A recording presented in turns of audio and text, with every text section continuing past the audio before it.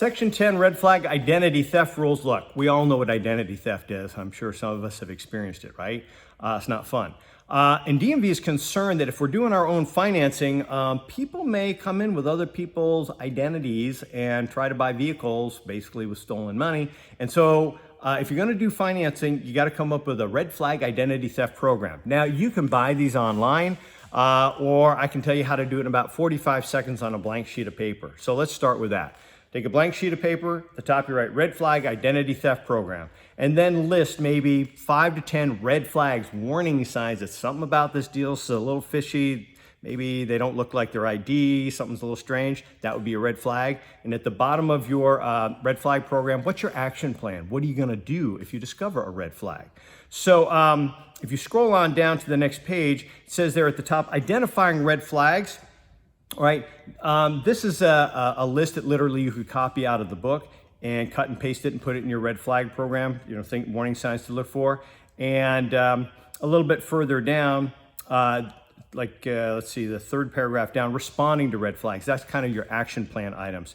So let me give you an example of a very simple red flag program. Red flag number 1, buyer is in a hurry to get the deal done. All right, why is that a red flag? Well, most of the time, people aren't in a hurry to get the deal done. They want to get a better deal, right? A better price. So they're in a hurry. Well, why are they in a hurry? Because it's identity theft, and they figure the longer they spend with you, the more likely they are to mess up. So they come in and say, yeah, I want that car, and I'll buy it right now, but I got to get it done within 30 minutes because I'm going to give it to my wife or my husband, and we're going to meet at lunch. I'm going to surprise them. You think, wow, they're so awesome, right? Keep going. They're in a hurry. Number 2, they're not negotiating price. That's a red flag.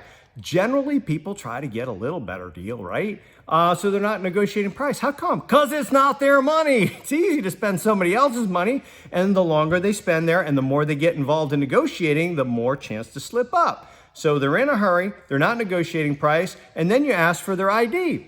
All right, that's a third red flag when it doesn't look like them.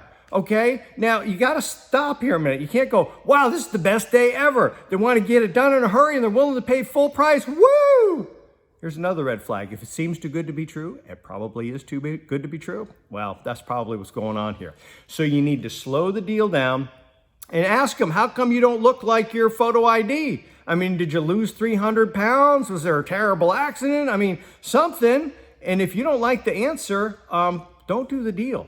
All right, because if you do the deal today, you just can't believe how much time and energy and angst and financial loss you could be facing in the future, right? So that's what a red flag program is, basically to slow you down, check things, especially when things seem too good, slow it down and reflect on it before you go ahead and do the deal.